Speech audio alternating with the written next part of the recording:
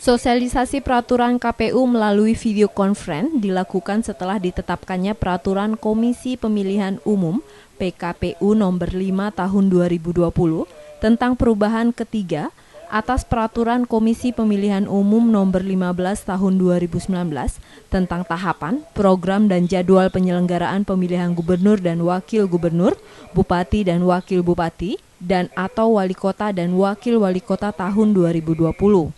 Pada masa pandemi COVID-19, sosialisasi dilakukan secara online ini menghadirkan Ketua KPU Provinsi Bali, Dewa Agung Gede Lidartawan sebagai narasumber dan dimoderatori oleh Ketua KPU Kota Denpasar, Iwayan Arsejaya.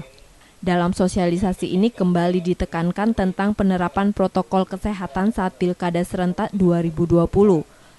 Sosialisasi ini untuk memutus keraguan dari banyak pihak terkait keberlangsungan pilkada di tahun 2020 ini. Sehingga sebenarnya sekarang seluruh dana untuk pertama akibat penggunaan APD itu semua ditanggung pemerintah pusat, ya, termasuk kepada KPU provinsi yang tidak menyelenggarakan pilkada itu juga sudah dibantu, termasuk juga teman-teman yang melakukan pilkada.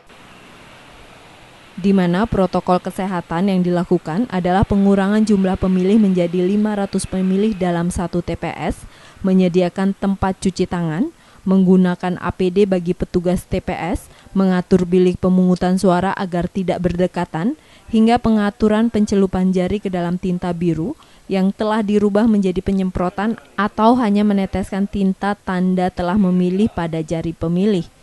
Hal ini telah diatur dalam Peraturan Komisi Pemilihan Umum PKPU jelang Pilkada 2020. Pihaknya juga memotivasi seluruh peserta webinar dari organisasi kepemudaan, LSM, media hingga partai politik peserta pemilu agar tetap optimis dapat memenuhi target 85% partisipasi pemilih. Sosialisasi PKPU yang digelar KPU Kota Denpasar ini kembali dilaksanakan secara daring. Hal ini tentu guna mensukseskan pemilu kada 2020 pada 6 kabupaten kota di Bali 9 Desember 2020 mendatang.